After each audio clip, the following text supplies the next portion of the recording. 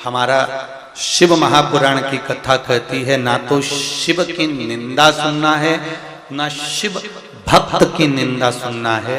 कोई माता अगर एक लोटा जल चढ़ाने शिव मंदिर में भी जा रही है और आप दुकान पर बैठे हुए और आपके पास में कोई दूसरा बैठा हुआ है और कह रहा है कि देखो ये शंकर जी के मंदिर में चल दी, ये शिव जी को जल चढ़ाने चल दी, एक निवेदन है। जो जल चढ़ाने जा रही है उसके जीवन का पूरा पाप तेरे मात्र निंदा करने से तेरे खाते में चला जाता है, केवल निंदा का।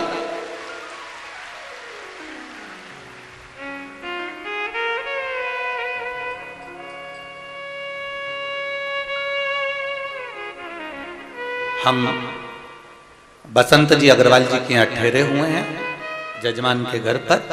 वहां एक पत्र आया, अभी हम आ रहे थे उससे पहले ही किसी ने पत्र भेजा। उस पत्र में लिखा है कि गुरुदेव,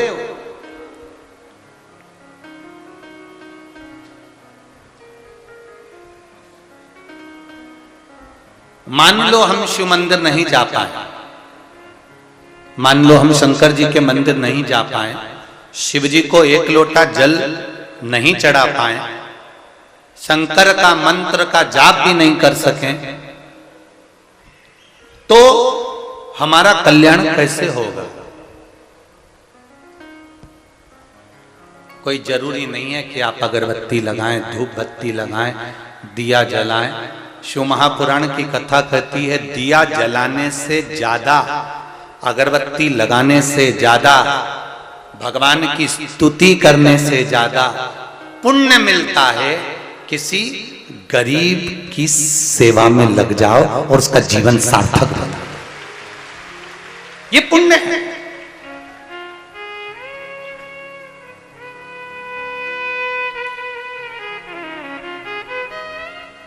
किसी को जरूरत है आपकी, आप थोड़े देर के लिए खड़े हो जाइए हमारे। अब जरा विचार करो, कोई बुजुर्ग व्यक्ति ट्रेन में खड़ा हुआ है, धक्के खा रहा है, और तुम जीन्स और टी शर्ट पहने हुए, चाबी का छल्ला और मोबाइल कान में फंसाकर तुम अपनी सीट नहीं छोड़ो और नवरात्रि में नंगे पांव बमलेश्वरी माता के मंदिर में जाओ तो बमलेश्वरी माता तुमको आशीर्वाद देगी।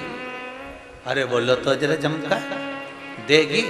घर में माँ दुखी बैठी है, घर में पिता दुखी बैठा है, घर में रोज प्रतिदिन पत्नी से झगड़ा होता है, हर पत्नी की आंख में आंसू आते हैं, और तुम दुनिया भर को समझाओ, दुनिया भर को उपदेश दो, या व्रत और साधना करो। आज मेरा शनिवार का व्रत है, कल मेरा सोमवार का व्रत है, परसों मेरा मंगलवार का व्रत है। तुम दुनिया की नेत्रों में जल देकर, आंसू देकर यदि व्रत और साधना भी करते हो तो शिव पुराण कहती है वो भगवान स्वीकार नहीं करता। भगवान तो कहता है निर्मल मन सो मोहि पावा, मोहि छल छिद्र कपट ना भावा। शिव पुराण कितनी अच्छी बात कहती है। आप किसी को अगर कुछ भी नहीं कर सकते, आप किसी को दान भी नहीं दे सकते, आप किसी को पुण्य भी नहीं दे सकते, आप किसी को 1 रुपया दान नहीं कर सकते, आप भगवान को दिया भी नहीं लगा सकते, आप मंदिर में नहीं जा सकते, तो शिव पुराण एक बात जरूर कहती है कि रास्ते में पड़ा हुआ पत्थर भी उठाकर, पत्थर को भी अगर चुनकर आपने एक कोने में ले जाकर डाल दिया, तो जैसे शबरी ना तो भगवान का भजन करती थी, शबरी ना भगवान की पूजन करती थी, शबरी ना मंत्र जाप करती थी, शबरी ना नाम जाप करती थी, शबरी केवल एक काम करती थी कि रास्ते में जो कंकर पड़े होते थे उसको रोज बीन लेती थी, और राम उस शबरी जी को दर्शन देने के लिए चले जाते हैं। आप दूसरे के मार्ग में आने वाले कंकर को भी बीन कर अगर फेंक दोगे तो निश्चित है शंकर कृपा कर देंगे। ये निश्चित, इसमें निश्चित शिव कृपा करेंगे, दया करेंगे, उदारता करेंगे।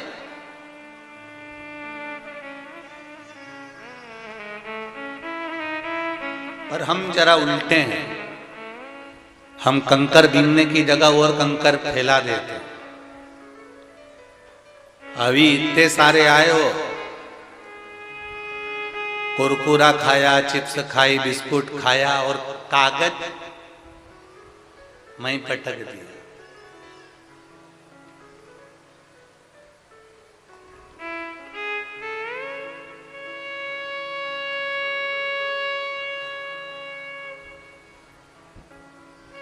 हमने कचरा उठाया ही कहाँ, हमने कंकर बीना ही कहाँ। शिव महापुराण की कथा कर रहे, हम थोड़ा थोड़ा किसी का भला करते हुए, थोड़ा थोड़ा सत्कर्म करते हुए आगे बढ़, अग्रण्य भाव में आगे बढ़ते चले। और जब हम भगवान की अविरल भक्ति की ओर अग्रण्य होंगे, बढ़ेंगे, तो निश्चितता है कि उसका सुख हमको मिलेगा।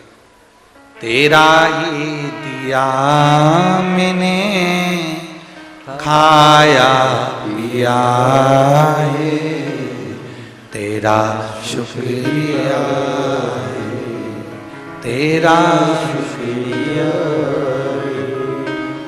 ये जायदाद दी है, औलाद दी है, मुसीबत में हर वक्त इमदाद दी है। तेरा ही दिया मैंने खाया पिया है, तेरा शुक्रिया है, तेरा शुक्रिया है, तेरा शुक्रिया है, तेरा शुक्रिया है। एक तुम कहीं पर भी बैठकर भजन करो, वो स्वीकार करेगा।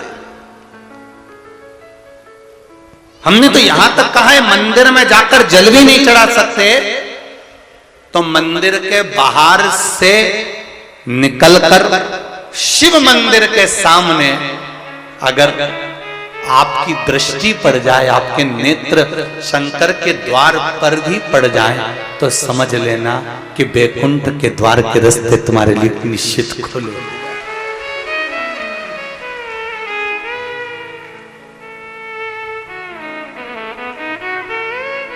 अब एक बात और अच्छे से समझ लो रे भाई, हे रायपुर वाली जीजी, थोड़ा अच्छे से समझ, और जीजियों के साथ में जितने जीजा होने वो भी जरा अच्छे से समझ।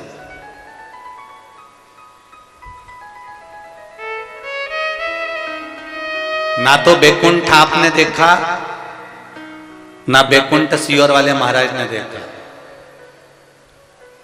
और जिसने देखा वो आज तक आके बताइए ही नहीं। बोलो सही है कि गलत है? पर शिव महापुराण की कथा कहती है, ना बैकुंठ हमने देखा है, ना बैकुंठ तुमने देखा है, पर हमारे शास्त्र कहते हैं कि भगवत भजन करो तो बैकुंठ प्राप्त होता है। शिव महापुराण की कथा कहती है, शंकर जी पे एक लोटा जल चढ़ाना प्रारंभ करिए, शिव जी का गुणगान करना प्रारंभ करिए, आपको बैकुंठ जाने की जरूरत नहीं पड़ेगी, बैकुंठ अधिपति आपके पास आएगा, ये निश्चित है। आप शिव का भजन तो करो।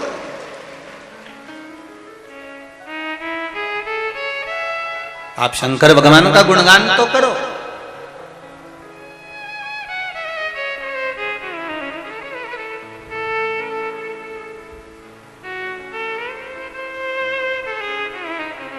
और जब करोगे तो मिलेगा, ये निश्चित। आपकी निर्मल भक्ति, आपका निर्मल स्वभाव भगवान शिव के करीब अवश्य लेकर जाए। निर्मल मन सो मोहि पावा, मोहि छल छिद्र कपट ना भावा। डीले कम करो।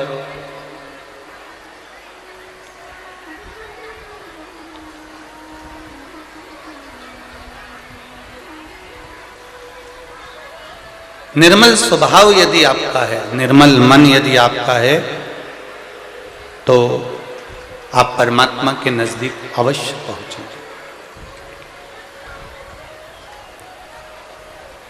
इल्लमागारू की बात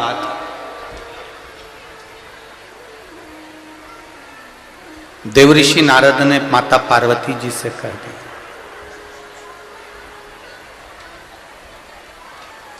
फिर वही बात यहां पर आई है, कहीं पर भी बैठकर भजन करो, कहीं पर भी बैठकर मंत्र जाप करो, कहीं पर भी बैठकर नाम स्मरण करो, शिवजी तक आपके हृदय की बात जरूर पहुंचेगी, ये निश्चित है।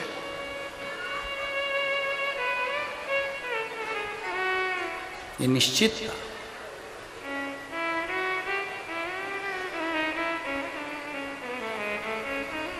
कितना हमारे यहाँ के दर्जी भी इतने समझदार होते हैं, जो कपड़े सिलने वाले होते हैं, उनको भी ये मालूम है कि कुर्ते में, शर्ट में, कपड़े में जेब भी लगाते हैं ना, तो उल्टी हाथ की ओर लगाते हैं। कौन से हाथ पे लगाते हैं? जम के बोलो जरा। उल्टे हाथ पर, लेफ्ट की ओर, उल्टे हाथ की ओर जेब लगाते हैं।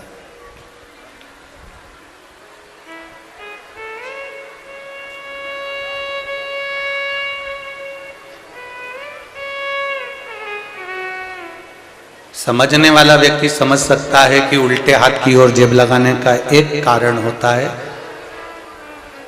कि कभी शंकर जी के मंदिर में जाओ और शिव जी को अगर जल चढ़ाने के बाद जो तुम बेलपत्री उठाकर लेकर आओ, उस बेलपत्री को आप नीचे वाली जेब में तो रखोगे नहीं। अगर रखोगे तो बेलपत्री को आप लेकर आए तो अपनी ऊपर वाली जेब में उसको रखोगे। दर्जी को यह मालूम है, जितनी देर तक बेलपत्री इस दिल के पास में रहती है, दिल के संचार को निरंतर करती रहती है और शरीर में रक्त के ब्लॉकेज को खोल देती है और हार्ट अटैक नहीं होने देती। बेलपत्री में वो गुण होता है। हम तो ये जितने भी पुरुष लोग मंदिर में जाते हैं जल चढ़ाने के लिए, भगवान शिव का गुणगान करने के लिए, शिव जी को बेलपत्र चढ़ाने के लिए, शिव जी के मंत्र का जाप करने के लिए, शिव स्मरण करने के लिए, हम उनको हमेशा कहते रहते हैं कि शिव जी पर अगर बेलपत्र चढ़ी है, आपकी उल्टी जेब अगर लगी है, तो एक बेलपत्री खाने से पहले थोड़ी देर जेब में रख लिया करो, जिससे आपके हृदय का रक्तचाप ठीक चलता रहा।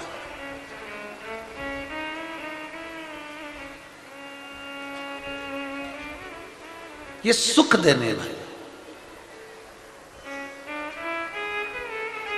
फिर कहेंगे हम किसी को कुछ नहीं दे सकते।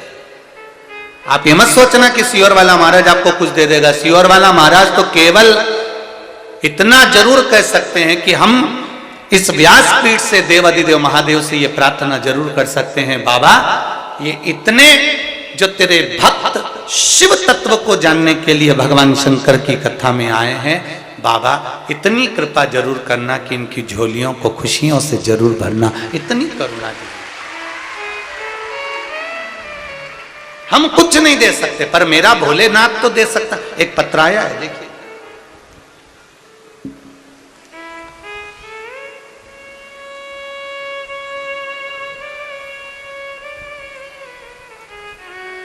मोरध्वज वैष्णव, पत्नी श्रीमती दीप वैष्णव, निवासी ग्राम कोहका, डोंगर गांव, जिला राजनांदगांव से आए हैं।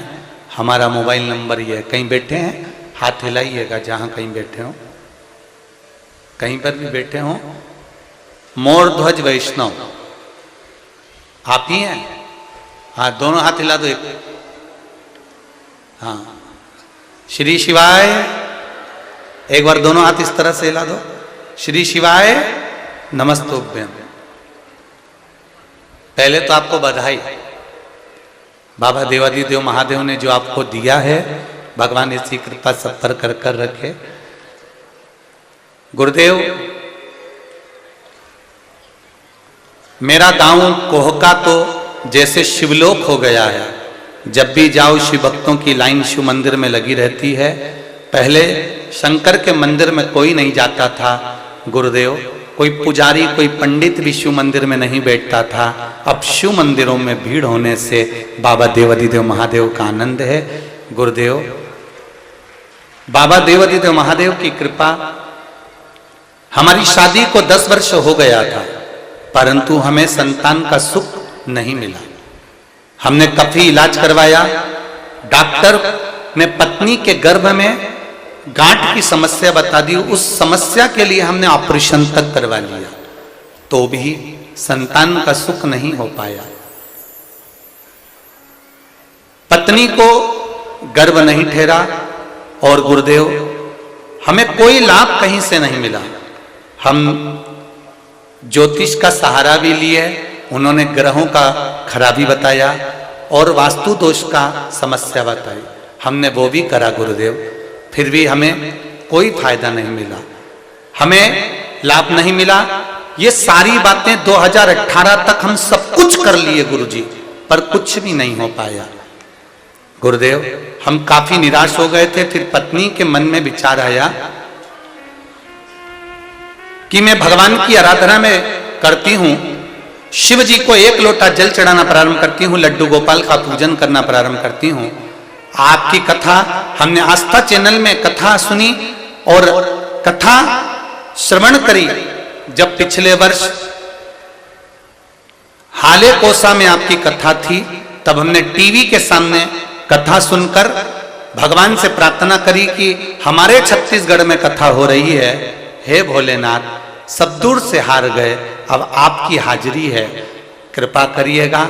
हाले कोसा तो दूर था गुरुदेव, फिर भी हम पति पत्नी ने 7 दिन तक कथा पहले टीवी के अंदर 2-3 दिन श्रवण कर कर, एक दिन आपने कहा था कि जो पंडाल में बैठता है उसको बाबा जरूर कुछ देता है। हमने हाले कोसा में जाकर 1 दिन की कथा सुनी। 3 महीने के अंदर मेरी पत्नी का गर्भ ठहर गया। अभी 7वां महीना चल रहा है गुरुदेव, इसलिए मेरी धर्म पत्नी यहाँ नहीं आई है, पर बाबा को मैं धोख लगाने के लिए आया हूं कि तूने 3 महीने में मेरी गोद भर दी है। ये शिव है, यह ओघड़ी है, शंकर। बैठिए मोरध्वज वैष्णव जी, बैठिए। श्री शिवाय नमस्तु। क्या देगा वो उसके ऊपर,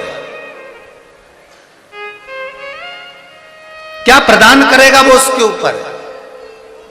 आप तो केवल तेरे मंदिर में आना मेरा काम है और मेरी बिगड़ी बनाना तेरा काम।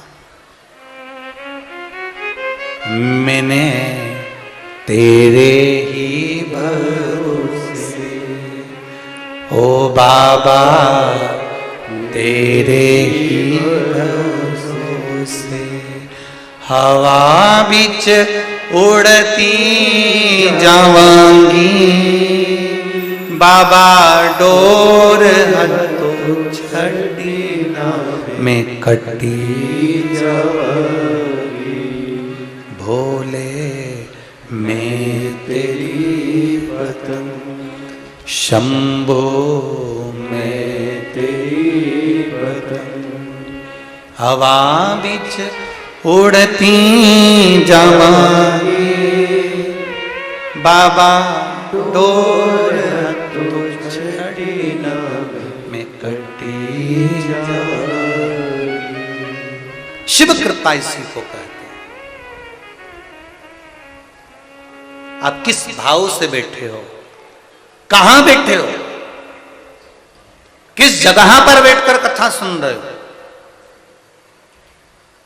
किस स्थान पर बैठकर कथा रस तत्व ग्रहण कर रहे हो, ये तो बाबा ही जान सकता है। इल्लमगारू अपने पति के साथ में गांव में चली गई। गर्भस्थ बच्चा जो 8 महीने का हुआ था उसको शमी के पत्ते से दबाकर शमी के पेड़ के नीचे छोड़कर चले गए हैं। रोती रोती गई है कि मैं काशी जा रही हूं, शिव के द्वार जा रही हूं, शंकर के द्वार जा रही हूं, और तू भी मेरे ललाट पर शिवजी ने ये दुख लिख दिया।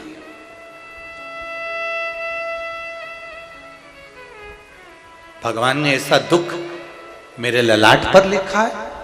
रो रही है लमा गारू, पति समझा रहे हैं जन्म मरण परण भगवान के हाथ में है, तू क्यों रोती है। इल्लमा गारू रोते रोते कहती है, अगर मेरा बेटा मरा हुआ है तो ये तो बड़े दुख की बात है, क्योंकि मैं शंकर के मंदिर काशी जा रही हूं, शिव के द्वार जा रही हूं। एक लोटा जल लेकर जब हम अपने घर से निकलते हैं ना शिव जी के मंदिर पर, ये मेरी बहनें, ये मेरे भाई, ये मेरी बेटियां, ये मेरे बेटे, ये नवयुवक, जितने भी भाई बहन एक लोटा जल लेकर अपने घर से निकलते हैं ना, ये अपने घर से जब निकलते हैं तब भगवान का नाम लेकर निकलते हैं कि मैं शंकर जी के मंदिर एक लोटा पानी चढ़ा के आ रही हूं। बोलते हो कि नहीं बोलते? कोई पूछे तुमसे कहाँ जा रही हो, अभी एक लोटा पानी चढ़ा के, अभी शंकर जी के मंदिर जा रही हूँ, शिव जी को एक लोटा जल चढ़ा के आ रही हूँ। तुम ये नहीं कहकर जा रही कि मैं पड़ोसन के घर से आ रही हूँ, मैं अपने रिश्तेदार के यहाँ से आ रही हूँ, मैं रिश्तेदार के यहाँ जा रही हूँ। आपके मन में भाव, आपके मन में शब्द, आपकी जिह्वा पर शब्द एक ही है, मैं अभी शंकर जी के मंदिर जा रही हूँ, एक लोटा जल चढ़ा कर आ रही हूँ। अर्थात आप शंकर के द्वार गए हो, आप शिव की चौखट पर गए हो, जितनी देर आप अपने घर से चलकर, जितने कदम चलकर शंकर जी के मंदिर पर पहुंचे हो, उतने कदम चलकर मेरा कैलाश अधिपति तुम्हारे दरवाजे पर पहुंचा है, तुम्हारे दुख को काटने, तुम्हारे कष्ट को काटने।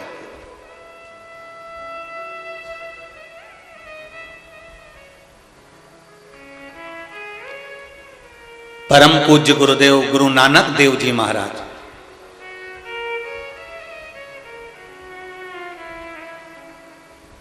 गुरु नानक देव जी महाराज अपनी वाणी में हमेशा कहते हैं कि जपया, जिसने जपा है, जिसने भगवत नाम को जप लिया है, जिसने गुरु नाम को भगवत नाम का जप कर लिया है, गुरु नानक देव जी कहते हैं उसका संकट, जिसका नाम जपा उस जपे हुए नाम से ही कट गया है, ये गुरु नानक देव जी कहते हैं। जपया, जिसने जपा, गुरु नानक देव जी वाले से कहते हैं कि जिसने नाम का उच्चारण कर लिया, भगवत नाम जप लिया, भगवत कीर्तन का नाम, भगवत स्मरण का नाम जिसने जपा है, जिसने प्रभु नाम को जपा है, उसका संकट उसी नाम ने काट दिया।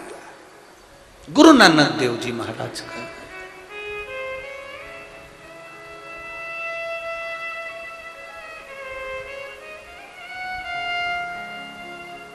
अपनी वाणी में गुरु नानक देव जी महाराज हमेशा भगवत नाम के लिए, भगवत स्मरण के लिए, भगवान की भक्ति के लिए हमेशा प्रेरणा देते रहे। वो तो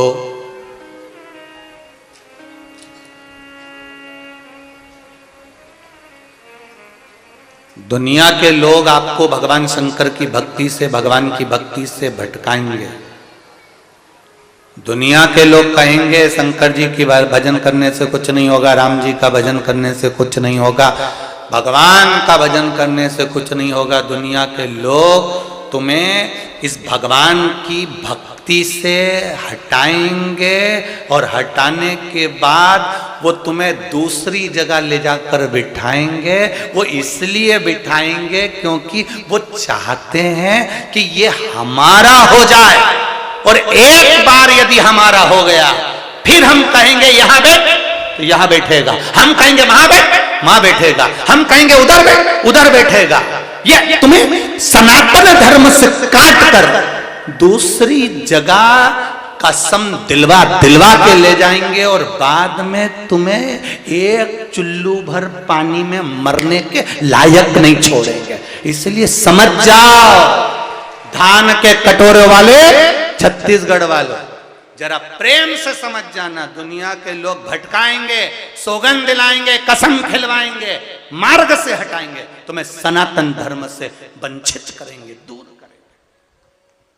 उस जगह पर तुम्हारी चतुरता चाहिए। तुम भी विद्वान हो, तुम भी चतुर हो, तुम भी विद्वत्ता रखते हो। कोई देवी देवता की निंदा करे उस समय पर तुम्हें खड़े होकर कह देना है तुम्हें यहां पर बुलाया किसने? इतना ज्ञान देना था तो अपने घर वालों को दे दो, हमें क्यों देने आए हो? उनके पांव पकड़ लो, हाथ जोड़ लो, उनके चरण पकड़ लीजिए। हम शिव के हैं और शिव हमारा है। सारी समस्या का हल एक लोटा जल। हम शिव के, हमें ढोंग प्रपंच नहीं आता। हमारे पास में ढेर सारा लड्डू पेड़ा गुलाब जामुन इमरती भजिया पकोड़ा नहीं है। हमारे पास में ढेर सारा आभूषण नहीं है। हमारे पास में ढेर सारा रतन माणिक मोती सोना चांदी नहीं है, क्योंकि मेरे शंकर भगवान को न 56 भोग चाहिए, ना तुम्हारा रतन चाहिए। मेरे भोलेनाथ को ना तुम्हारा आभूषण चाहिए, मेरे भोलेनाथ को ना तुम्हारा रतन, ना तुम्हारी जागीर चाहिए।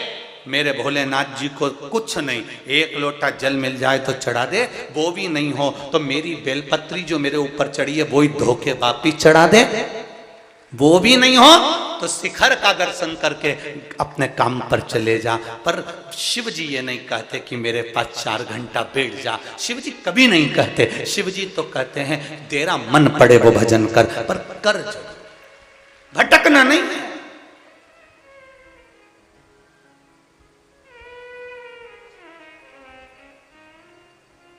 बेटा डॉक्टर को दिखाएगा, बहू तुम्हारी सेवा कर देगी, पर तुम्हारे शरीर में अगर रोग हुआ है, तुम्हारे शरीर में कष्ट आया है, उस कष्ट का बोझ, उस कष्ट को तुम्हारा ना बेटा झेलेगा, उस कष्ट को ना तुम्हारी बहू झेलेगी, उस कष्ट को तुम्हें अकेले झेलना है। तुम्हारे कर्म की लिखी हुई गति को तुम्हें अकेले भोगना है। अगर अकेले भोगना है तो बेटा अपना काम करे, बहू अपना काम करो, तुम अपना काम करो। शंकर जी के मंदिर जाकर 1 लोटा जल समर्पित करना प्रारंभ करो, तुम्हारी कर्म की गति सुधरना प्रारंभ हो। एक पत्र और देखिए। पत्र तो इतने आए हैं कि मैं क्या वर्णन करूं आप लोगों की भक्ति को। धन्य है छत्तीसगढ़ की पावन धरा, धन्य।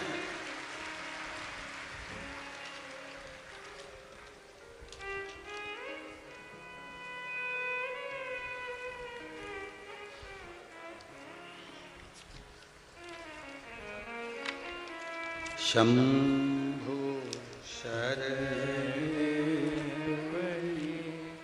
मांगू घड़ी रे घड़ी, दुख काटो दया करी में दर्शन आपो।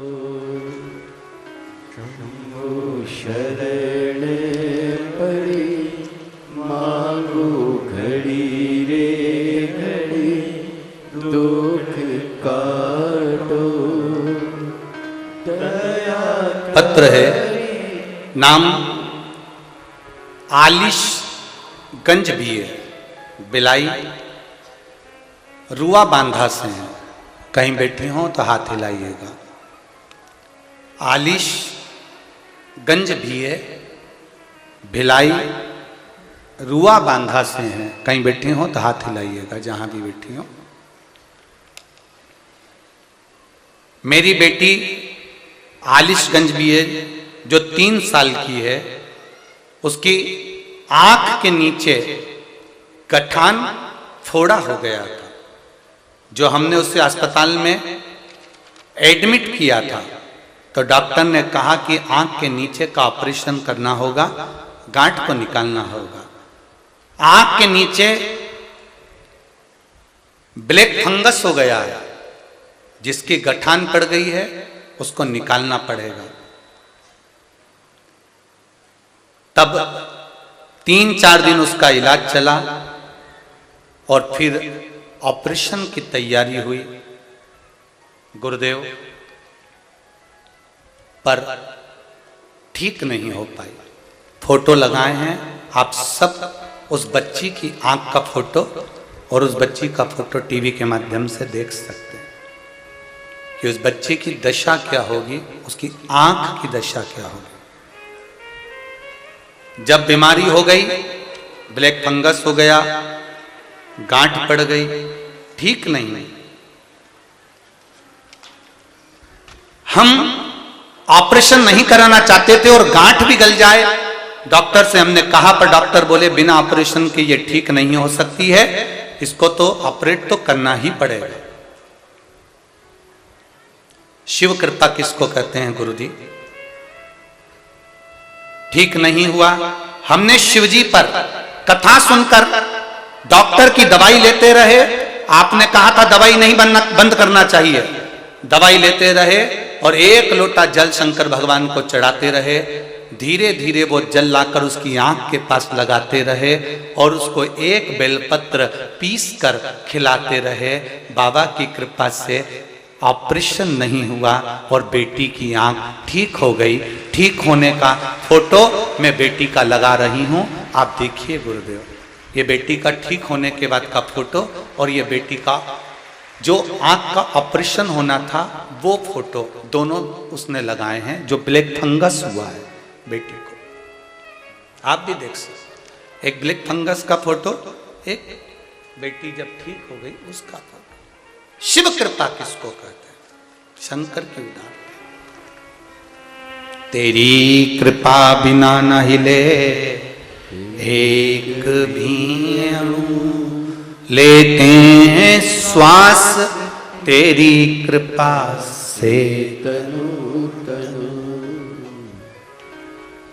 हे गंगाधार मुक्ति द्वार ओमकार तू, आयो शरण तिहारी शंभु तार। बखान क्या करूं मैं राखों के ढेर का, चपटी भभूत में है खजाना कुबेर का। हम बसंत जी अग्रवाल जी को कल भी धन्यवाद दे रहे थे और आज भी हमने सुबह उनको यही कहा कि बसंत जी, जिंदगी में बहुत धार्मिक कार्य करे होंगे आपने और बहुत आयोजन करवाए होंगे, पर शिव महापुराण की कथा में ये श्रोता नहीं आए हैं और ना ये भक्त आए। शिव महापुराण की कथा में स्वयं शंकर इनके रूप में अवतार लेकर यहां पहुंचा है। और रायपुर वालों, दही हांडी मैदान में जो कथा चल रही है और आसपास जितने लोग निवास करते हैं, ये आप श्रोताओं की सेवा नहीं कर रहे, इन भक्तों की सेवा नहीं कर रहे। आपके दरवाजे पर अगर आप एक श्रोता जो कथा सुनने आया है उसको अगर आपने मुंह झूठा कराया है, पानी पिलाया है, यदि एक जरा सा उनका मुख झूठा भी करा दिया या उनकी सेवा कर दी, तो इतना अंदाजा लगा कर रखना आपने शिव की सेवा करी है, कोई साधारण की नहीं। क्या देगा वो, क्या प्रदान करेगा वो, ये तो 3 महीने के अंदर मालूम पड़ जाएगा। जब वो हाले कोसा में एक दिन की कथा सुनने पंडाल में आया, 10 साल से औलाद नहीं हुई तो वो औलाद दे दे, तो वो कोई साधारण नहीं हो सकता। वो कुबेरेश्वर महादेव है, भंडार तुरंत भर, सहजता नहीं है उसकी। कहीं भी बैठ जाओ, भज लो, स्मरण कर लो, कीर्तन कर लो, मंत्र जाप कर लो, उसका फल क्या है, उसका लाभ क्या है? देखो, इल्लमागारू श्री लक्ष्मण भट्ट जी के साथ में दूसरे नगर में, दूसरे गांव में गई और रो रही है, मैंने शंकर पर विश्वास करा, मैंने शिव पर विश्वास करा, काशी जा रही हूं और काशी जाने वालों के साथ ऐसा हो। पति ने कहा ऐसा नहीं, ये कर्म ललाट पर जो लिखा है वो होता है। इल्लमागारू मानने को तैयार नहीं। माताएं जब उनका विश्वास टूटता है किसी माता का, मानती नहीं है। ऐसा हो ही नहीं सकता। मैं शिव के मंदिर जाती हूँ, मैं भगवान का भजन करती हूँ, मैं मंत्र जाप करती हूँ, मैं कीर्तन करती हूँ और भगवान मेरे साथ ऐसा करेगा, यह हो नहीं सकता। वो मानती नहीं है, विश्वास दृढ़ है। भरोसा पक्का, और रखो भगवान पर ऐसा भरोसा रखना कैसा, जैसे तुम्हारे पास में 2 लाख रुपए हैं और तुमने नया नया ड्राइवर रखा, नया नया, और 2 लाख रुपए तुम्हारे पास में है और तुम्हें उसको घर भेजना है। तुमने अपने साथ वाले ड्राइवर को देखा कि अरे ये तो अभी नया नया आया है, 2 लाख रुपए इसके हाथ में कैसे दे दूं। तब वहीं पर से तुम्हारा लड़का सामने से पैदल आ रहा था, 6ठी क्लास में पढ़ता था, 6 क्लास में पढ़ता है, 6वीं में पढ़ता है, और तुमने अपने बच्चे को बुलाया, इधर आ, हाँ पापा ये बैग घर ले जा, तेरी मम्मी को दे देना। हाँ पापा। ड्राइवर पर भरोसा ना कर कर तुमने वो 6वीं क्लास के बच्चे के हाथ में बैग पकड़ाया, और वो बैग पकड़ाया तो वो बैग बच्चे ने अपनी माता के पास में ले जाकर दिया। अगर वही बच्चा तुम्हारी 4 व्हीलर गाड़ी को चलाने बैठ जाएगा तो तुम उसको चलाने दोगे? जम के तो बोलो नहीं। गाड़ी चलाने पर तुमने विश्वास नहीं करा, परंतु वो धन को वहां तक पहुंचाने में विश्वास करा। उसी तरह शिव महापुराण पर विश्वास ऐसा करना कि ये हमें परमात्मा तक पहुंचा कर रहेगी, ये निश्चित है।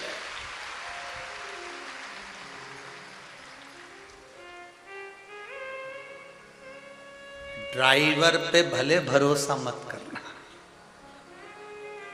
सुन लो री छत्तीसगढ़ वाली जी जी हो, ये ड्राइवर पर भरोसा मत करना। मनुष्य की देह मानव का शरीर है, ये मानव की देह है, मानव का शरीर है। जैसे आप वैसा सियोर वाला महाराज है। आप ड्राइवर पर भले भरोसा मत करो, पर जैसे बच्चे पर भरोसा करा वैसा मेरे देव अधिदेव महादेव पर, वैसा मेरी शिव महापुराण पर भरोसा पूर्ण रखना, वो मिलेगा,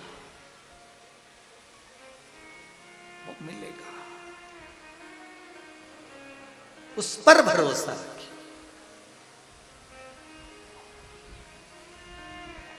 इल्मा गारू ने कहा कि मेरा बच्चा मर गया, वो भी मैं काशी जा रही थी, तब मैं काशी जा रही हूं और काशी में जाकर भगवान का भजन करने वाली हूं, 1.25 लाख ब्राह्मणों को भोजन कराने वाली हूं, और मेरा बेटा चले गया।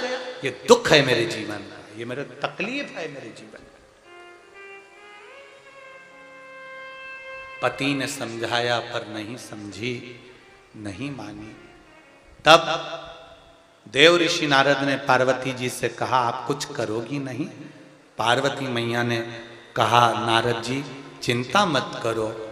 अगर वो काशी जा रही थी, पार्वती माता कहती हैं सुनो देव ऋषि नारद, जो शिव महापुराण की कथा में जाता है, शंकर के द्वार जाता है, शंकर भगवान के मंदिर देवालय तक जाता है, जब तक वो मंजिल तक नहीं पहुंच जाता तब तक शंकर उसके साथ कदम से कदम मिलाकर चलते रहते हैं। तो दुख कैसे आया? दुख आया कैसे? पार्वती जी ने 1 लोटा जल शिव जी को चढ़ाया। देव ऋषि नारद खड़े हैं, भगवान शंकर खड़े हैं, और 1 लोटा जल पार्वती जी ने शिव जी को चढ़ाया। जैसे ही पार्वती जी ने भगवान शंकर को जल चढ़ाया, शिव जी के नेत्र खुल गए। नेत्र खुले, खुलते से पूछा गौरा क्या बात है? गौरा हुआ क्या? क्या बात है? बोलो गौरा। गौरा कहती हैं, पार्वती जी कहती हैं, आपके तेज पुंज को अग्नि देवता ले जाकर गंगा जी के जल में देते हैं तो उससे सदानंद कार्तिकेय का जन्म हो जाता है। तो किसी नारी का बच्चा 8वें महीने में जन्म ले लिया और वो शमी के पेड़ के नीचे पड़ा हुआ है, पत्तों से ढका हुआ है, वो मरा हुआ है, जब आपके तेज पुंज को अग्नि देवता गंगा के जल में देकर पुत्र प्रकट कर सकते हैं, तो क्या आपके कहने पर मरा हुआ बच्चा जीवित नहीं हो सकता? मरा हुआ बालक जीवित नहीं होगा?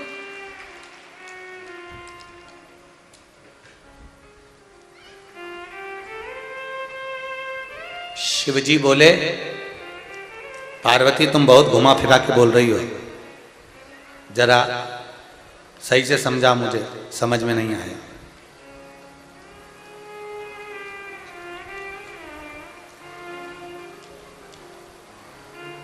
बोलो जरा क्या बात है?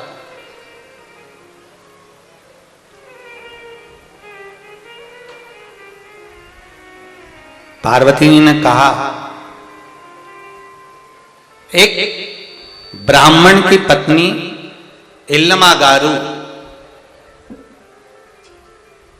चंपावन में अपने बच्चे को प्रसव के कारण जन्म दे देती है 8वें महीने में, और उस इल्लमागारू का बच्चा 8वें महीने का मरा हुआ प्राण त्यागे हुए हुआ है।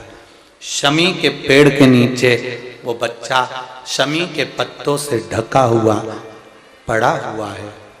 आप अगर अपने बेटे पुत्र कार्तिकेय को अग्नि देवता से कहकर जीवित करा सकते हो, तो क्या इस बच्चे को जीवित नहीं करा सकते?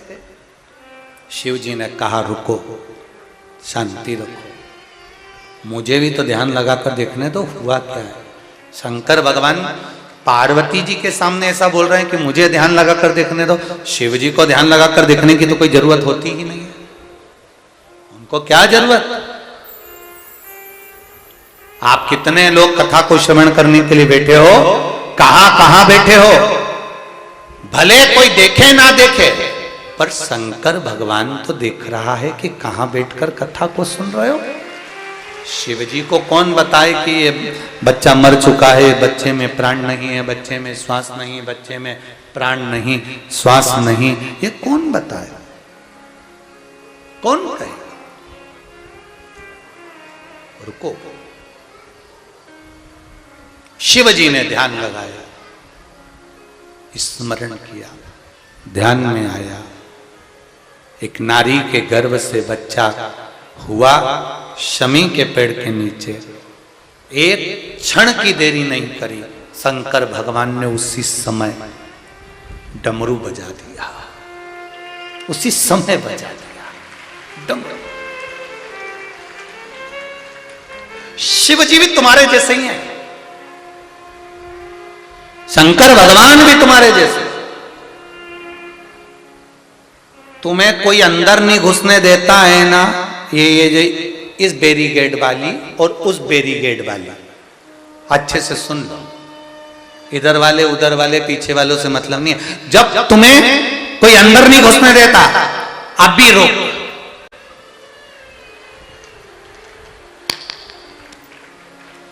अब भी रोक। और तुमने मोबाइल लगाया, दरवाजे पे खड़े हुए द्वारपालों ने पूछ लिया, दरवाजे पर जो खड़े थे, किसको लगा रही हो? रुक तो सही अभी तू, रुक, अब भी रुक। और उसने मोबाइल लगाया, ले बात कर लो। और उसने तुरंत, हाँ सर, कौन बोल रहा है? तो मुझे जानता नहीं है।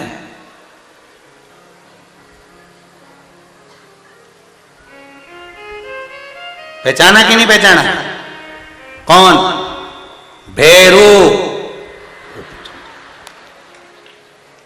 अब उसने जो भी परिचय दिया होगा, अपना जो भी बताया होगा, इतने में आइए मैडम, आइए आइए, जाओ तुम तो जाओ। तुरंत जैसे तुम्हारे पास मोबाइल होता है, और जैसे ही कहीं अटकी और तुमने मोबाइल लगाया, ऐसे ही शंकर भगवान के पास डमरू होता है। जैसे ही तुम अटके, उसने डमरू बजाया, तुरंत डमरू बजा। इसीलिए तो आकड़ में कहते हैं हाँ, जो शंकर भगवान को जल चढ़ाने वाला होता है, शिव जी की पूजन करने वाला होता है, शंकर के मंदिर जाने वाला होता है, शिव की कथा सुनने वाला होता है, शिव महापुराण की कथा सुनने वाला हमेशा आकड़ में कह देता है देख फालतू की बात करना मती, तू मुझे जानता नहीं, मैं शंकर जी का गुणगान करने वाला, शिव का भजन करने वाला, तू मुझे जानता नहीं है, फालतू की बात मुझसे मत कर, श्री शिवाय। वो बोले ही नहीं कुछ।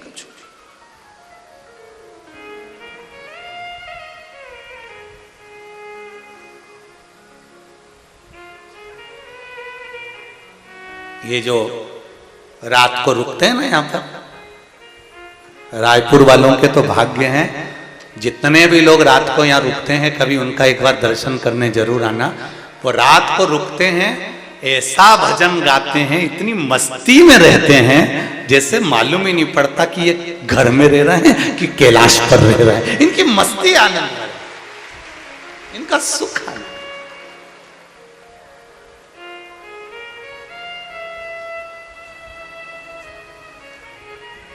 बाहर से कितने लोग आए जरा हाथ उठाओ तो, जो रायपुर के बाहर के।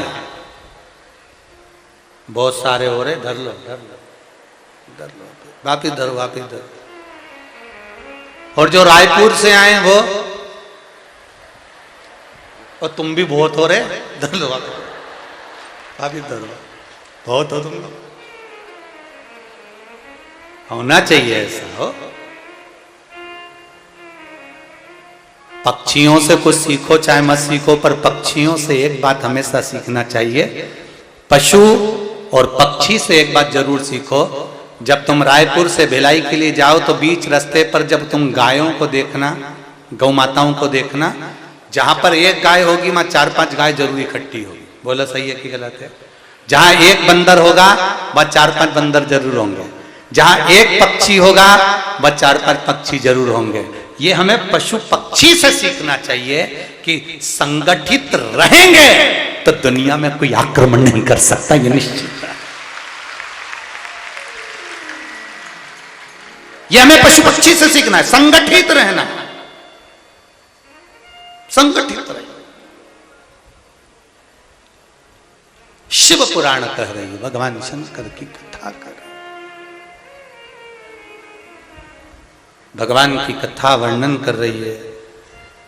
इल्लमागारू के लिए भगवान शिव ने डमरू बजाया, जैसे ही डमरू खड़काया, डमरू बजाते से ही।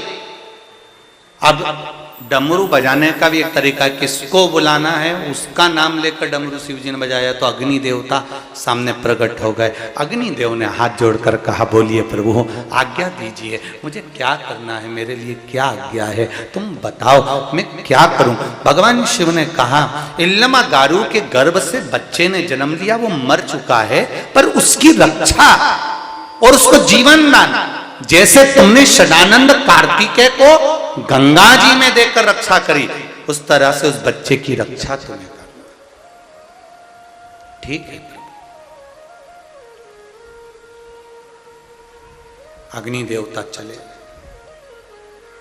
बच्चा शमी के पेड़ के नीचे शमी के पत्तों से ढका हुआ रखा हुआ था, पड़ा हुआ था।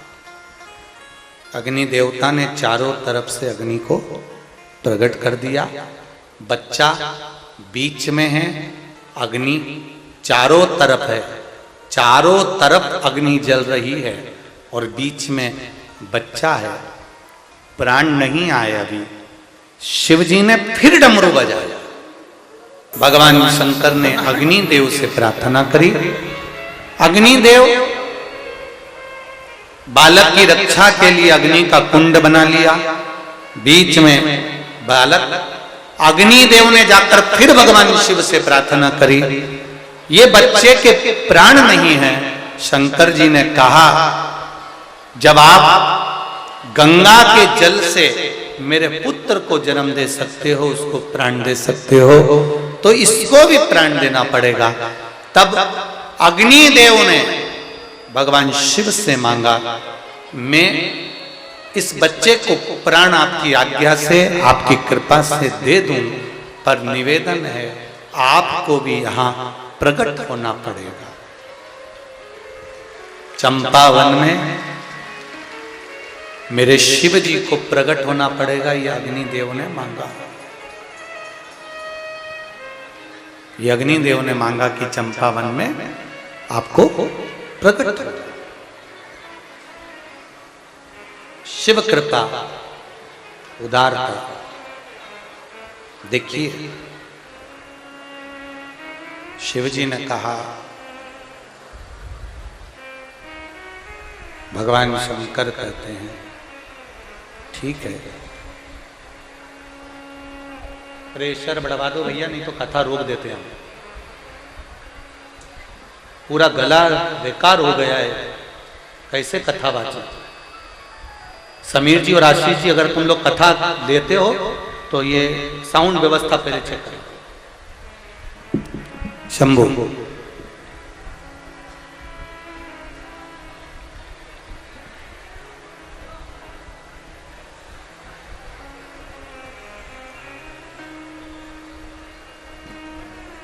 हे शिव,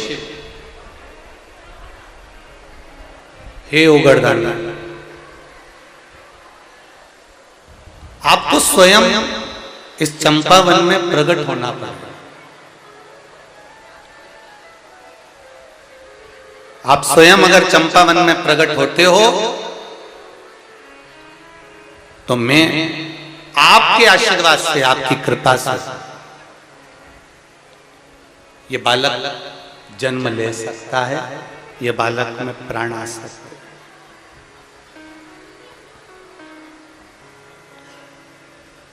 इसमें प्राण आने में देरी नहीं लगेगी। अगर आप प्रकट हो तो शिव जी ने वर दे दिया। चंपावन में शंकर भगवान कहते हैं, इस बच्चे को अगर प्राण प्राप्त कराना है तो मैं स्वयं प्रकट होता हूं। भगवान शिव ने बच्चे को प्राण दे दिए। अब देखिए वो बच्चे में जब प्राण आ गए, वो बच्चे में जब प्राण प्रकट हो गए, बच्चा रोने लगा। दूसरे दिन श्री लक्ष्मण भट्ट जी और इलमा गारू जी वापिस काशी के लिए निकल रहे थे, और निकलते समय ये बच्चा जब खेलता हुआ नजर आया तो इलमा गारू ने गोदी में उठा लिया, काशी विश्वनाथ को धन्यवाद दिया। धन्य है रे शंभु, धन्य है, धन्य है। इस मरे हुए बालक को भी तूने जीवित कर दिया। तब अग्नि देवता ने और भगवान शिव ने इल्लमा गारू को आकाशवाणी कर कर कहा, इल्लमा गारू ये चंपावन है। जैसे नंदन वन में काशी में शिव रहते हैं, महाकाल वन में महाकाल रहते हैं, ये चंपावन में भी मैं स्वयं निवास करूंगा। और सुनो इल्लमा गारू, तुम्हारे बेटे ने जो जन्म लिया है, तुम्हारा बेटा जो प्रकट हुआ है, जन्म लिया है, इसको अग्निदेव शिव 33 कोटि देवी देवताओं की कृपा प्राप्त हुई है। ये जगत गुरु श्रीमद् वल्लभाचार्य जी के नाम से पूछा जाए।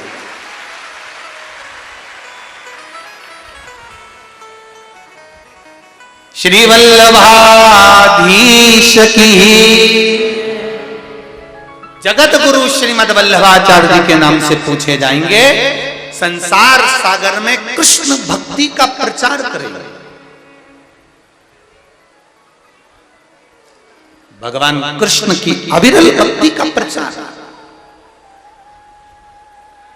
धन्य हो छत्तीसगढ़ वालों, आपको नमन करता हूं। रायपुर के नजदीक में चंपावन, चंपारण है, जहां पर मेरा शिव स्वयं प्रकट हुआ है। स्वयं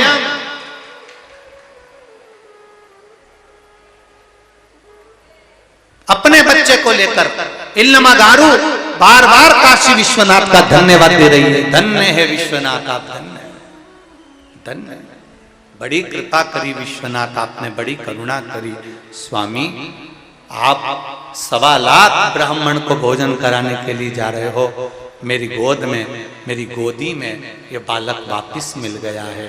ऐसी कृपा करो, ऐसी करुणा हो कि आप 1.25 लाख की जगह क्या 2.25 लाख ब्राह्मणों को भोजन कराइए, क्योंकि अब मेरे घर में वल्लभ आ गए, मेरे घर में मेरी गोदी में वल्लभ आ गए।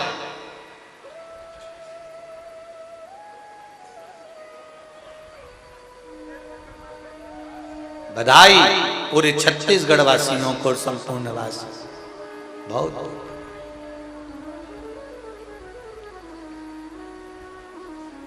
चारों तरफ आनंद की लहर है। श्रीमद् वल्लभाचार्य जी का प्रागट्य है।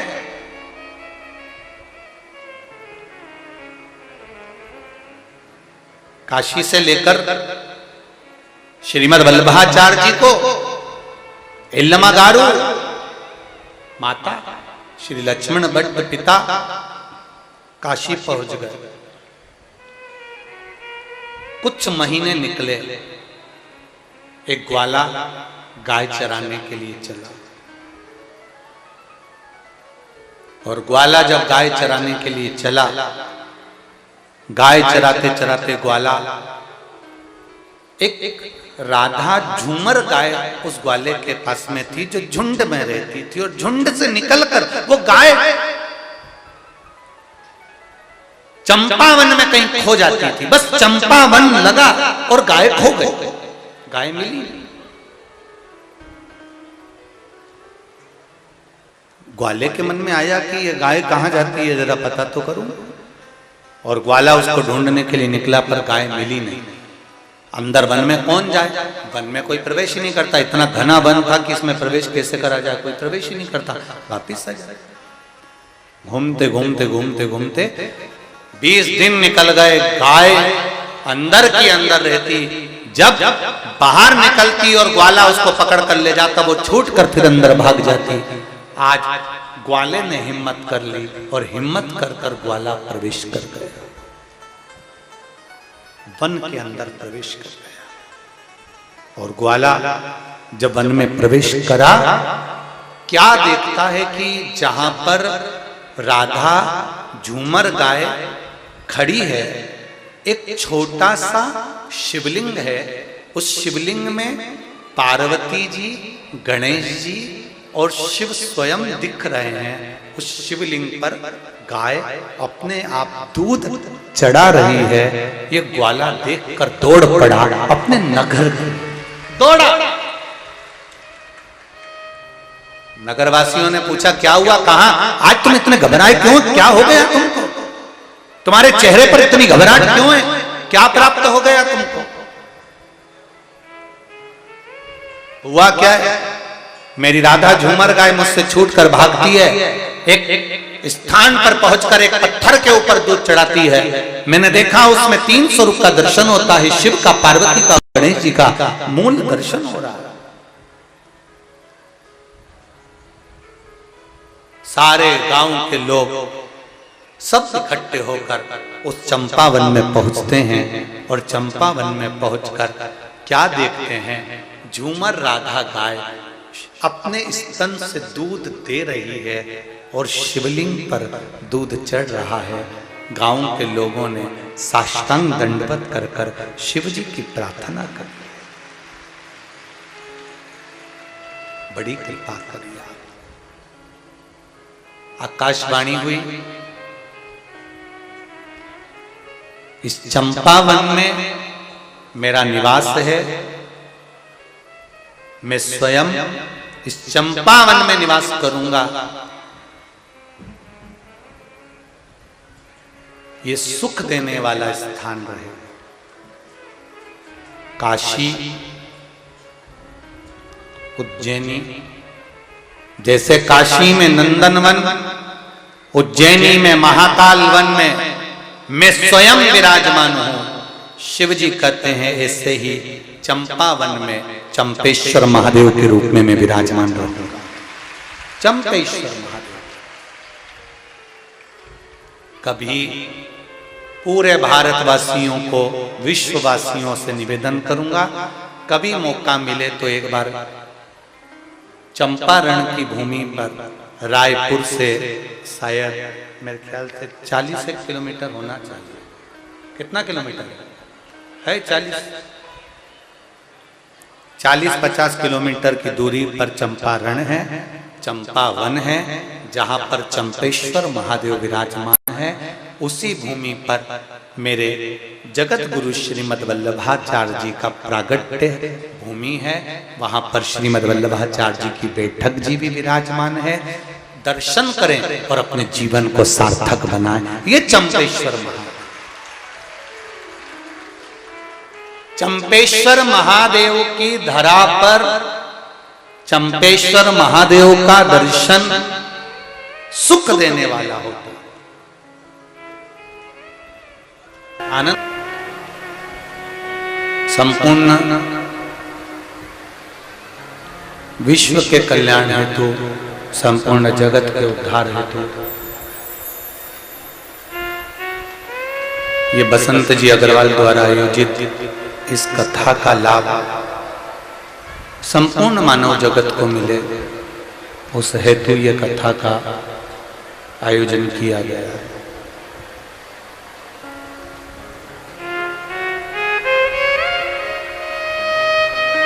बड़ी कृपा उदारता शिव जी की है, जो आप भारी संख्या में यहाँ पर पहुंचे हैं शिव महापुराण की कथा को सुनने के लिए। सुबह 4 बजे से ये पूरा पंडाल भर चुका था। ये आप लोगों के प्रेम और वात्सल्य से।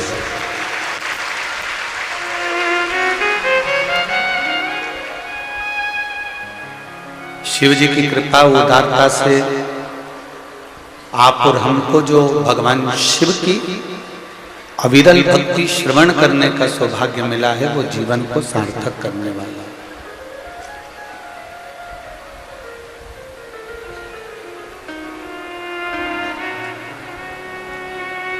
कल अपन ने कथा में श्रवण किया था भगवान शिव की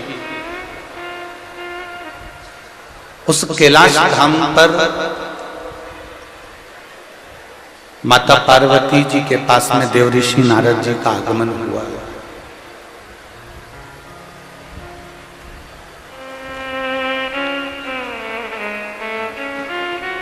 देवऋषि नारद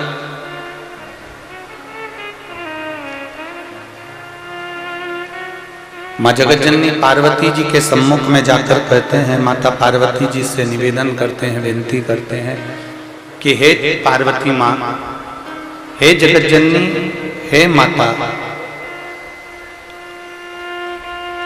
ये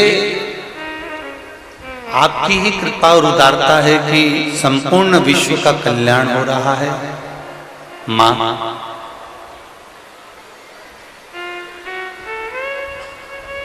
एक ब्राह्मण के घर की एक नारी के गर्भ से बच्चे ने जन्म लिया और वो बच्चा 8 महीने का हुआ और 8 महीने का होने, डीले कम करो, 8 महीने का हुआ और 8 महीने का होने पर वो बच्चा शमी के वृक्ष के नीचे चंपा वन में शमी के पत्तों से उसको ढक दिया गया है, क्योंकि उसमें प्राण नहीं है।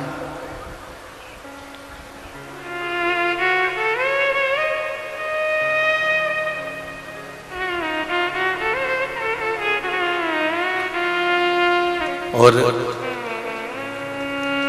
चंपावन के वो शमी वृक्ष के नीचे वो एक छोटा सा बच्चा जिसमें प्राण बिल्कुल नहीं, जिसकी श्वासें चल ही नहीं रही है, जिसकी धड़कन है ही नहीं, वो बच्चा उस शमी वृक्ष के नीचे पत्तों से ढका हुआ पड़ा है।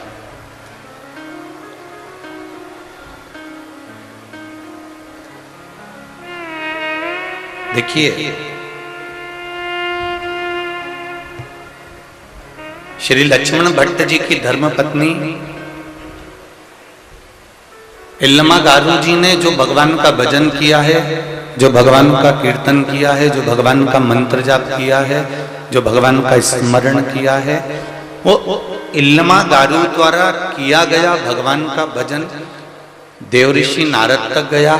और देवऋषि नारद से वो भजन, देवऋषि नारद से वो भगवान का मंत्र जाप, नाम जाप माता पार्वती जी तक पहुंचा।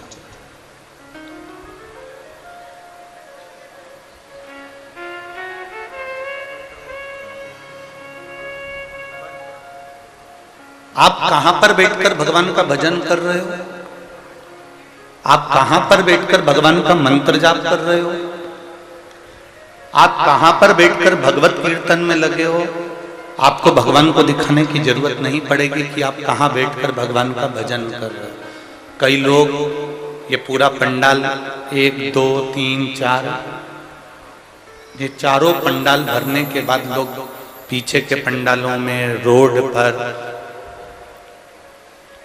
छतों के ऊपर, ना जाने दुकानों के बाहर, होटलों पर, गाड़ियों पर लोग बैठे हुए हैं। भले आपको हम दिखें ना दिखें, परंतु आप जहां पर भी बैठकर भगवान का भजन कर रहे हो, जहां पर भी बैठकर भगवत कीर्तन कर रहे हो, जहां पर भी बैठकर शिव महापुराण की कथा को श्रवण कर रहे हो, ये निश्चित है आप जहां भी बैठकर कथा सुन रहे हो, भले हमें दिखे ना दिखे, संसार वालों को दिखे ना दिखे, और इतना जरूर है कि मेरे महादेव को जरूर नजर आएगा, वो निश्चित है।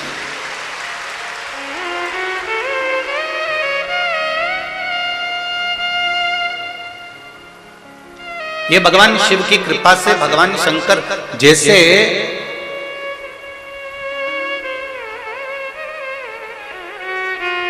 भजन करने वाले का भजन भगवान तक अपने आप पहुंच जाता है, उसकी दृष्टि भजन करने वाले पर अपने आप पड़ जाती है, उसी तरह जैसे जिसके गले में सोने की रकम होती है, जिसके गले में सोने का हार होता है, जिसके गले में स्वर्ण के आभूषण धरे होते हैं, जिसके शरीर पर सोने की रकम पड़ी होती है, सोने के आभूषण पड़े होते हैं, सोने के हार पड़े होते हैं, उस पर चोर की नजर जरूर होती है।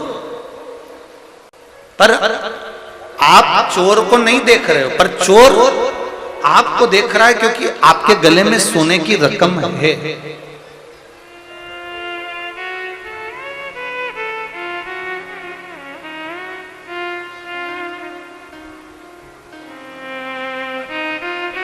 आपने चोर को नहीं देखा, पर चोर ने आपको देख लिया कि आपके गले में सोने की रकम पड़ी हुई है, आपके गले में सोना पड़ा हुआ है, आपके हाथ पैर में सोना डाला हुआ है। उस चोर ने आपको देख लिया, सोने की रकम आपने पहनी है, पर चोर की दृष्टि आप पर पड़ी हुई है।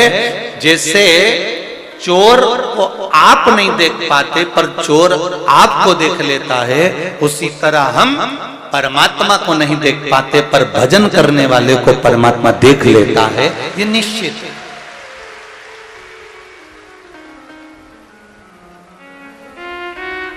जहां भी बैठकर हम भजन कर रहे हैं, जहां हम शिव मंदिर में एक लोटा जल समर्पित कर रहे हैं, भगवान शंकर के मंदिर में जा रहे हैं, भगवान शिव को रिझा रहे हैं, शंकर जी का गुणगान कर रहे हैं, शिव नाम का स्मरण कर रहे हैं, तुम कहीं पर भी बैठकर श्री शिवाय नमस्तुभ्यम का जाप करो, चाहे एक लोटा जल तुम कहीं पर भी बैठकर समर्पित करो, शिव उसको देख लेगा, शंकर उसको स्वीकार कर लेगा।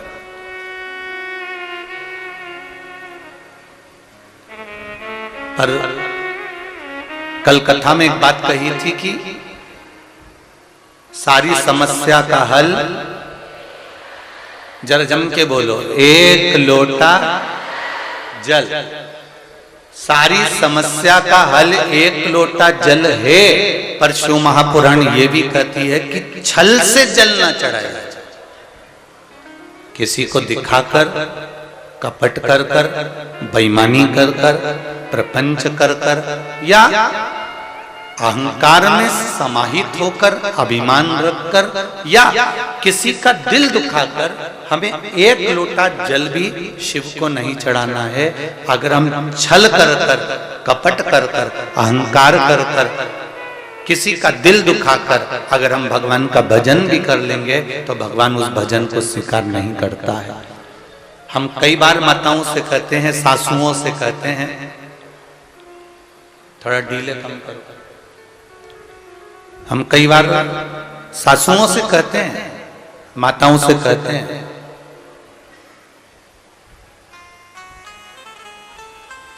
अब एकादशी का व्रत रखा, सास का एकादशी का व्रत है, और सास बहू को अपशब्द कहे, बेटी को ताने दे दे, या बेटे को अपशब्द कह दे, या बहू को अपशब्द कह दे, तो ईमानदारी से बोलो एकादशी के व्रत का पुण्य मिलेगा क्या? अच्छे से तो बोलो, नहीं मिलेगा ना। एकादशी के व्रत का पुण्य नहीं मिल सकता। विक्रम बेताल की कथा, विक्रम बेताल का नाटक जिसने भी टीवी पर देखा होगा उसको मालूम होगा कि तू बोला और वो चला। शिव महापुराण भी यही कह रही है, जब हमारा व्रत रहता है, जब हमारी साधना रहती है, जब हम शिव जी के मंदिर में एक लोटा जल चढ़ाने के लिए जाते हैं, भगवान का गुणगान करने के लिए जाते हैं, पशुपति व्रत करने के लिए जाते हैं, भगवान का मंत्र जाप करने के लिए जाते हैं, भगवान की कथा को श्रवण करने के लिए जाते हैं, शिव महापुराण की कथा कहती है अगर हमने भगवान का भजन करा, पूजन करा, कीर्तन करा, शिव महापुराण की कथा श्रवण करी, या एक लोटा जल चढ़ाया, या हमने पशुपति व्रत करा, या सोमवार का व्रत करा, या एकादशी प्रदोष, कुछ भी हम कर रहे हैं और मालूम पड़े हमने किसी को अपशब्द कह दिया उसके दौरान, तो ये याद रखना कि उसका पुण्य हमारे खाते में नहीं मिलता, तुम्हारा पुण्य समाप्त हो जाता है। उस पुण्य की कोई परिभाषा नहीं। अच्छा करो, अच्छा सोचो, अच्छा विचार करो। बहुत ध्यान देना, नीले कलर का चश्मा लगाओगे तो सब नीले दिखेंगे, लाल कलर का लगाओगे तो सब लाल दिखेंगे, और पीले कलर का लगाओगे तो पीले दिखेंगे। हमारी दृष्टि जैसी होगी सामने वाला व्यक्ति वैसा नजर आएगा। कपटी को कपटी नजर आता है, पापी को पापी नजर आता है, ईमानदार को ईमानदार नजर आता है, धर्मात्मा को धर्मात्मा नजर आता है, पुण्यात्मा को पुण्यात्मा नजर आता है, सत्कर्मी को सत्कर्मी नजर आता है, भजनावली को भजनावली नजर आता है, धार्मिक को धार्मिक नजर आता है, और जिसके भीतर पाप की वृत्ति बहुत भरी होती है उसे संपूर्ण विश्व में पाप ही नजर आता है, उसे कोई दूसरा दिखता है।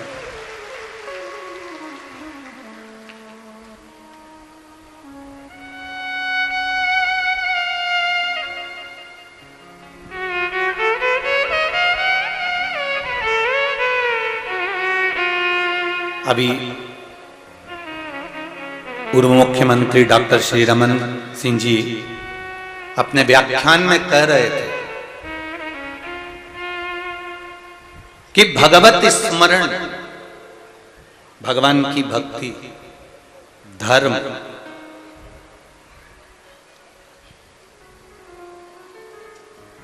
ये हम कहीं दूर से लेकर नहीं आ सकते, हम इसको अपने भीतर से प्रकट कर सकते।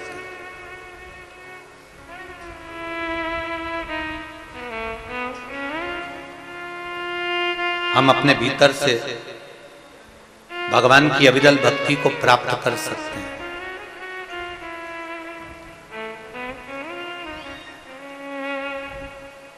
कहां से आएगी ये भक्ति?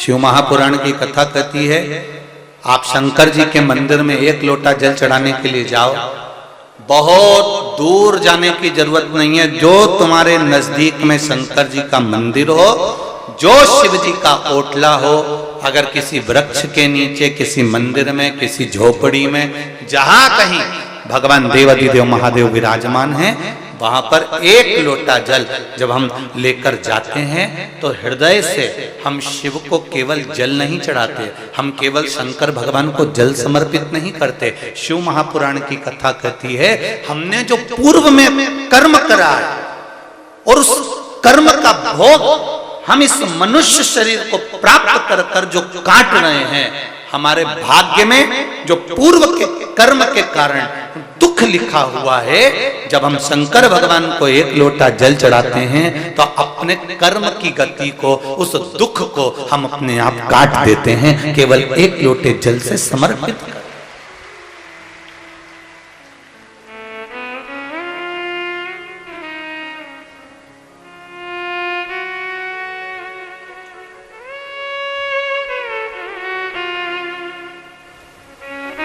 आप इतने लाखों की संख्या में आए हो, कल भी लाखों की संख्या में पहुंचे थे और आज तो इतने पहुंच गए कि पूरे ग्राउंड के आसपास में जितनी रोडें हैं सब रोडें फुल भरी हुई है।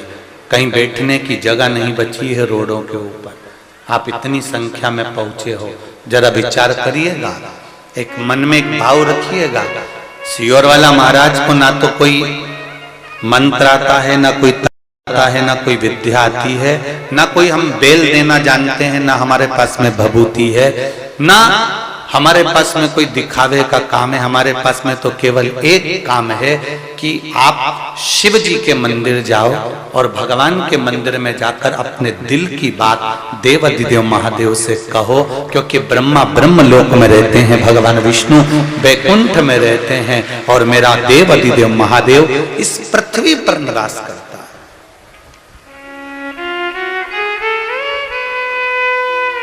मेरे देवाधिदेव महादेव भूमंडल पर मृत्यु लोक में उनका निवास है।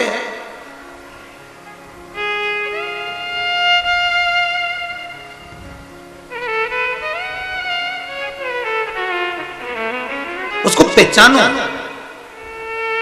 उसको जानो। आज पूरी दुनिया के लोग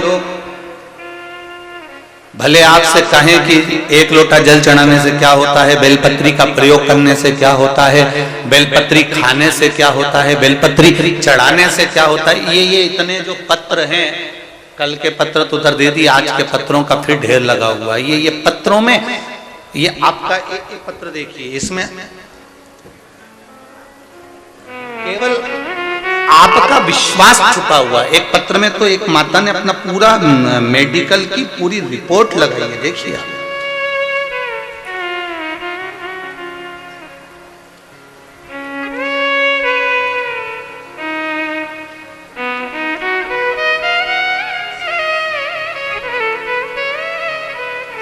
पूरी मेडिकल की जितनी रिपोर्ट होती है, कई पन्नों की होगी, उसका ईसीजी, उसकी शुगर, थायराइड, एक एक रिपोर्ट उसकी पूरी जितनी डॉक्टरों ने दी होगी, लगभग होंगे इसमें 70-80-100 पेज। अब इतनी पूरी डॉक्टरों की रिपोर्ट इसके पास में लगी हुई है। और मैं कहूंगा आस्था चैनल वालों को, इस बेटी का वेंटिलेटर पर पड़ा हुआ फोटो भी अवश्य दिखा, कि इस बेटी को वेंटिलेटर पर पटका गया था। ये देखिए, अब इस पत्र को अपन पढ़ें। मेरा नाम शंकर यादव है, मैं गयानार दुर्ग छत्तीसगढ़ से आया हूं। कहीं बैठे हो शंकर जी यादव, कहीं बैठे हो तो दोनों हाथ हिलाइएगा। जहां कहीं बैठे हो, शंकर जी यादव कहीं बैठे हैं? अच्छा, उधर बैठे हो क्या? दोनों हाथ हिला दो एक बार शंकर जी। हाँ ठीक है, दिख गए हैं आप। श्री शिवाय नमस्तुभ्यम। 1, 2, तीसरे नंबर के पंडाल में शंकर जी यादव बैठे हुए। 27/4/2022 की बात है गुरुदेव। मेरी लड़की बहुत अच्छी थी, उसका पीछे फोटो लगाया गया है जब वो अच्छी थी उस समय। आप टीवी पर देख सकते हैं इस बेटी का फोटो। और जितने लोग यहाँ बैठे हुए हैं, मेरी बेटी पहले अच्छी थी, उसका फोटो भी मैंने लगाया। और बाद में जब बेटी की दशा वेंटिलेटर पर पड़ी रही, उसका भी फोटो उन्होंने लगाया। गुरुदेव, 27/4/2022 की बात है। मेरी लड़की की तबीयत बहुत खराब थी। रायपुर के हॉस्पिटल में 2 महीने से ऐसी में वेंटिलेटर पर पड़ी रही। डॉक्टर ने कह दिया था अब मैं नहीं बचा पाएंगे, अब इसको आप घर ले जा सकते हो, और इसमें प्राण है नहीं, जितने बच्चे हैं उतने प्राण पर आप इसको घर ले जाओ। इसकी कोई गारंटी नहीं है, क्योंकि 2 महीने से लगातार इलाज चल रहा है और ये श्वास गंवा चुकी है। हमने आस्था चैनल से आपका शिव पुराण की कथा सुनी। 1 लोटा जल उसी अस्पताल के पास शिव मंदिर में रोज जल चढ़ाई, और उसी जल को उस लड़की की नासिका में जो नली लगी हुई थी उसमें देना। डॉक्टर से पूछकर, हाथ जोड़कर निवेदन कर कर उस नली में 2 बूंद देना चालू करा। और बेलपत्र ले जाते और उसके पलंग के पास में, चढ़ी हुई बेलपत्र खिला तो सकते नहीं तो उसके पलंग के पास रख देते। 2.5 महीने फिर बेटी का, 2.5 महीने पर जब 2 महीने पर मना कर दिया, 15 दिन रोककर फिर बेटी का टेस्ट कराया गया तो डॉक्टर ने कहा अब बेटी को आराम लगना प्रारंभ हो गया है और तुम्हारी बेटी अब ठीक होने लगी। बेटी को आराम लगना प्रारंभ हो गया, बेटी ठीक हो गई और 15 दिन के बाद मेरी बेटी की सारी रिपोर्ट नॉर्मल आ गई और आज मेरी बेटी मेरे घर में आ गई। मैं दंडवत करने भिलाई से यहां पर आया। ये शिव है। उसकी सारी रिपोर्टें मैं लगा रहा हूं और ये देखिए रिपोर्ट जो डॉक्टरों ने लिखी हैं, बताई हैं, वो सारी रिपोर्ट 100 पेज की यहां लगी हुई है। बैठिए यादव जी। श्री शिवाय नमस्तु। शिव तत्व क्या है? शंकर की उदारता क्या है? लोग कहेंगे एक लोटा जल से क्या शिव प्रसन्न हो जाते हैं? क्या एक बेलपत्री शंकर भगवान को चढ़ाकर खाने से शुगर, बीपी, थायराइड ये सब लेवल पर हो जाता है? हमारा निवेदन है, खाना मना नहीं है, पर एक निवेदन सबसे बड़ा है कि पहले आपके दिल में शंकर जी के प्रति विश्वास हो और तुम शंकर जी की कभी निंदा नहीं सुनते हो और ना कहीं शिव निंदा सुनना पसंद करते हो तो समझ लो कि शिव ने तुमको साथ लिया और तुम्हारा कार्य कर दिया। तो समझो।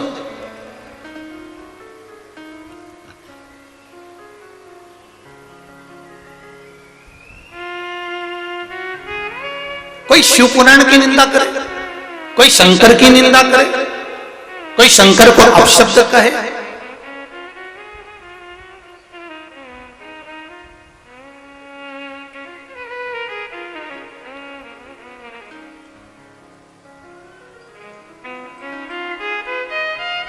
अगर कोई शिव निंदा में लगा हुआ है तो मानव का जन्म पुनः फिर मिल जाए, पर यदि मनुष्य का जन्म मिल भी गया, मानव का शरीर वापिस मिल भी गया और इस मानव के शरीर को प्राप्त कर कर हम शिव भक्ति को कर ना पाए,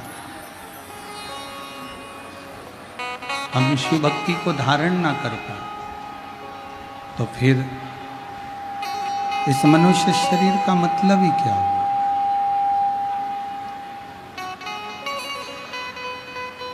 83,99,999 जन्म हम ले चुके हैं।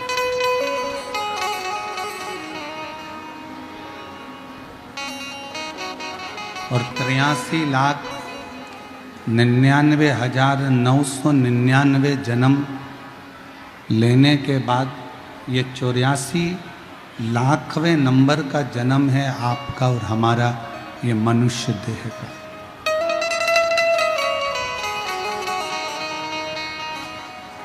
अब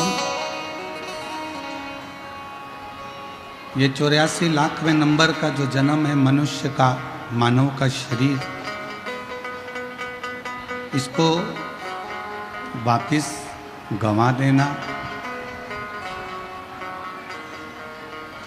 इसको वापिस बेकार कर देना, ये श्रेष्ठता नहीं है।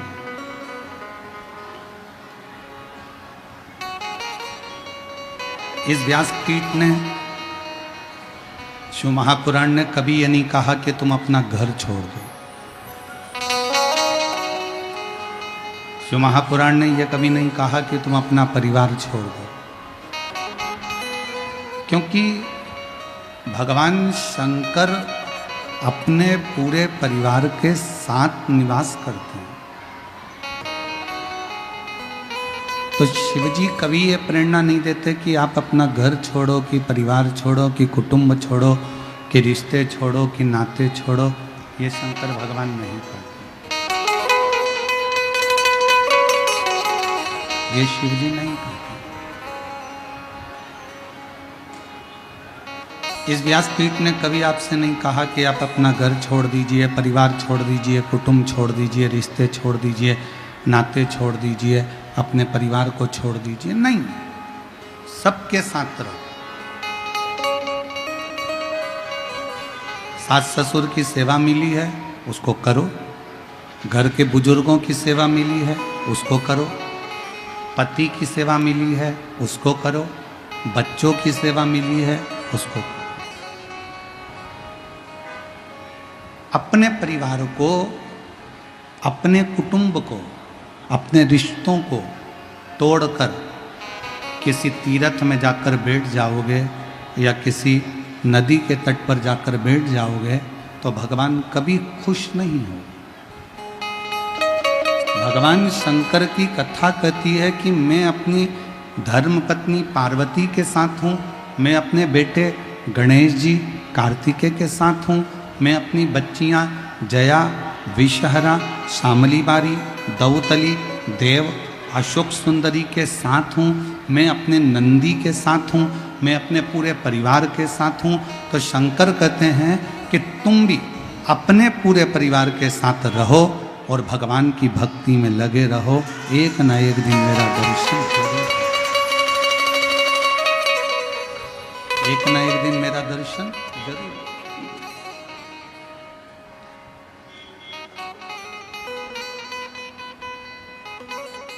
अपना परिवार छोड़कर हमको कहीं नहीं जाना,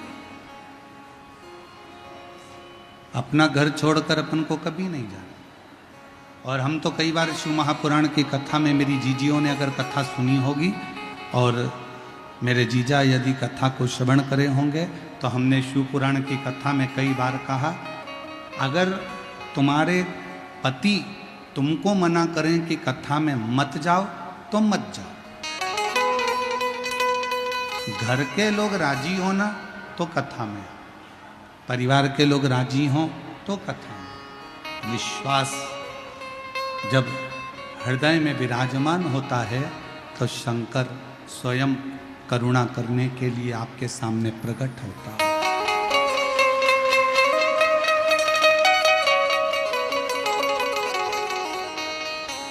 शिव महापुराण की कथा